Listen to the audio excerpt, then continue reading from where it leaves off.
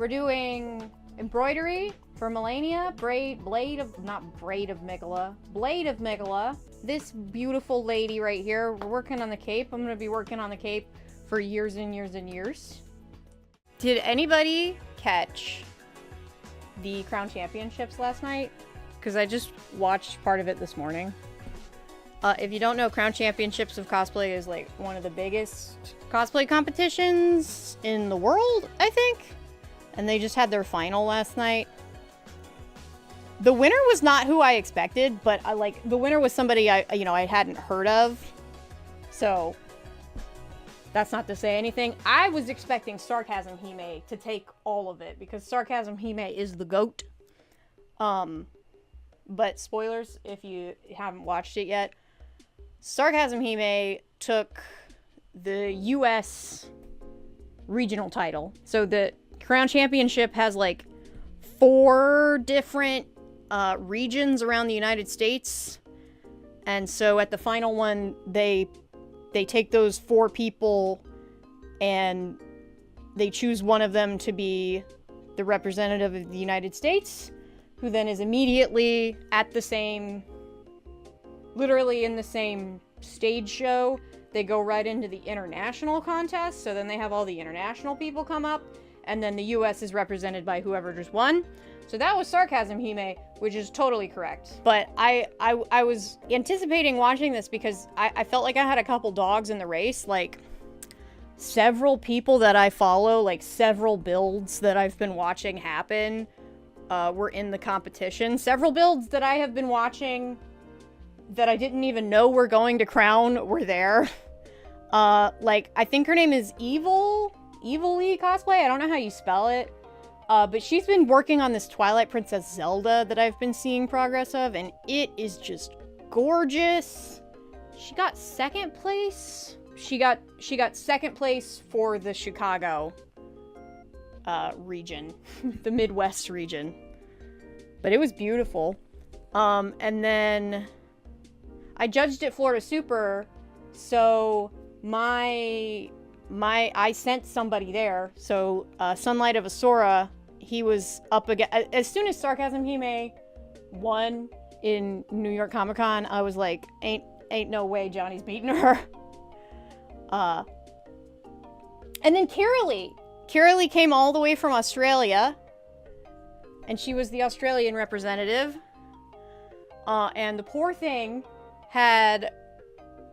she has this like rock prop for her Toph cosplay that comes up like a showgirl tail. And it didn't deploy correctly when she was on stage, and it was like, oh no, Carolee! But that was cool. But no, the winner I think was from the UK, like the overall winner. I think he was from the UK. It was a Monster Hunter build. Of course it was a Monster Hunter build.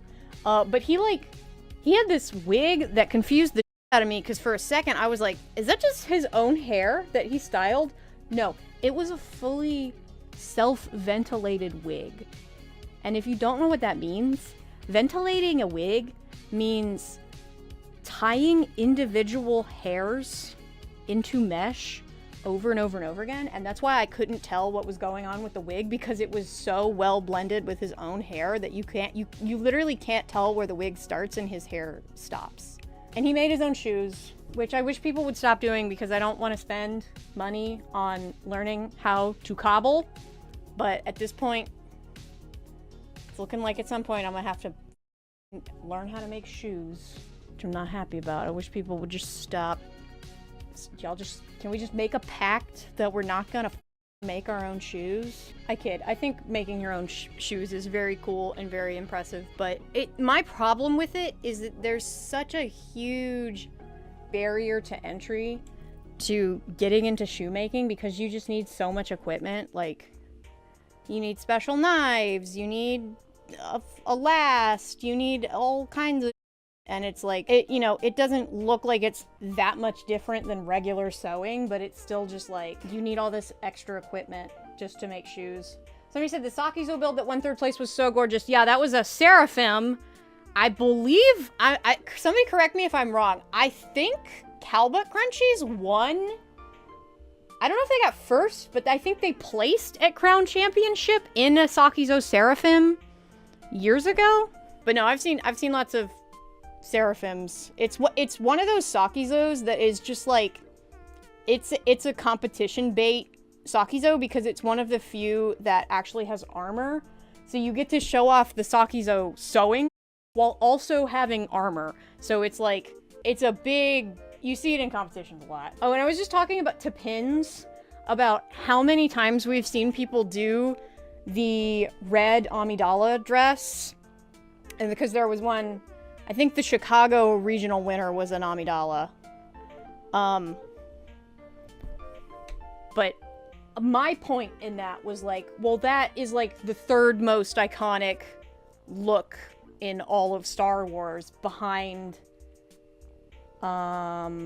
Leia's original outfit and Leia's bikini. So it's like, of course that's the one people are gonna do. Also, weird thing about Crown. Y'all tell me what y'all think of this. So Crown has a couple categories. They do needlework, armor. They used to do larger than life, but now they just have special effects. I have a problem with special effects being a category. So first of all, what the even is special effects? They define it as like prosthetics, makeup, and LED lights.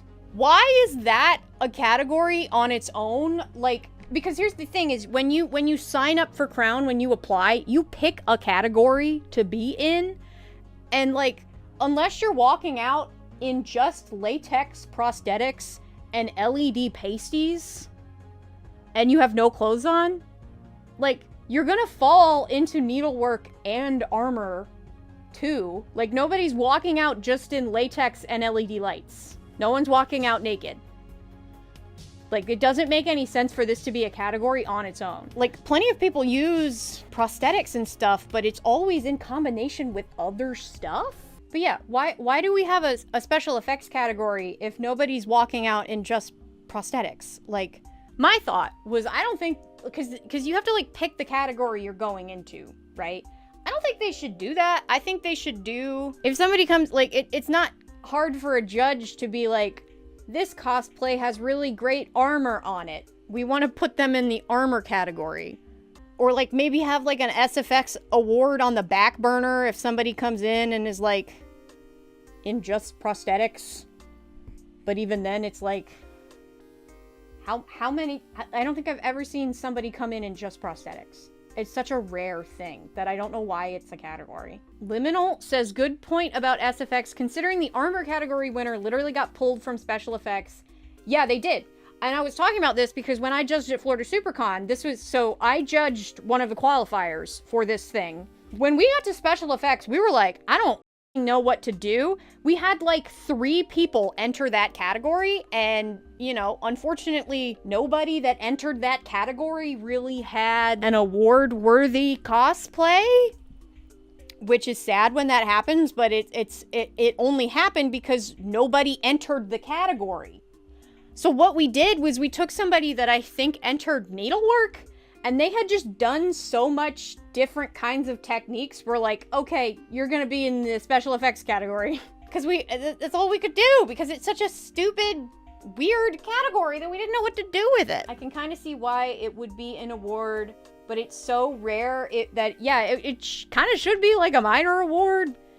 But I don't know why we have something that's like kind of very rare standing next to the 2 most basic techniques for making cosplay is needleworks and foam work. Like, what? And I think if they defined it sort of more as if special effects went into like, so like if we took 3D printing and resin casting and modeling, if we took all of that out of armor, I think that could be in the special effects category. And I feel like they just need like a other, like a, or maybe, I don't know. I don't know what they should do with it, but it's just weird. Maybe specialty is a better category. I think they should do it by material. I think there should be fabric, foam, casted, like plastics, casting, 3D printing and stuff. I don't think foam and 3D printing should really be judged next to each other because they're very different. But a lot of times it's like, if you want to win in a contest, you have to do everything. Like make your shoes and ventilate your wig. C2E2 SFX was originally in needlework. Yeah, that's how Florida SuperCon was too. We put them there because no one enters SFX. So it's like, if you're being told every single time this competition happens that you had to pull somebody from another category to fill special effects, why not just get rid of it? Oh my god, though, if anybody watched it, did y'all see how Yaya reacted when Sarcasm Hime got up on stage? She was like looking away because the other guy announced Sarcasm Hime, and then Sarcasm Hime walks on stage and Yaya's like, ah! And then as she's walking off the stage, Yaya is like looking at her cosplay as she's leaving on stage. It was so cute. Yaya pulling out her phone for some costumes. Yes, Yaya just being Yaya is our representative of the community, and she is just being that, just being like, oh my god, I wanted to see this build for months. Look at this. It's so cute. Y'all, sometimes I will get random comments. Anytime I mention Yaya, I will get random comments from randos that are like, Yaya's not that impressive. There are so many other cosplayers that are this or that. And I'm just like, y'all don't understand what this woman has done for this community.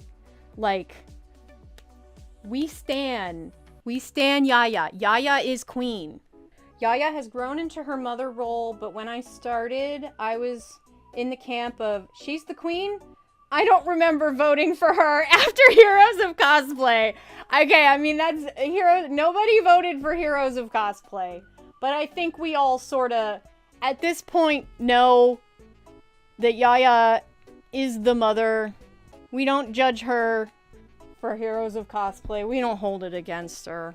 We just appreciate what she has done. I think some newer cosplayers might think that sometimes because they are used to the more wow cosplays and viral moments. She doesn't need to do any gimmick stuff because she's iconic and queen. Exactly! No, it's definitely the younger kids that don't know where we came from as cosplayers. Yaya got businesses to take our community serious enough to put products for us in stores. That's a huge deal. Okay, so for build books, really what you're doing is, this is what I want you to do. When you go into the judging room, you have a bunch of stuff you want to say to the judges, right? And you sort of maybe have an idea of the priority level of some things that you want to say. You have your most impressive thing, and you want to make sure you say that.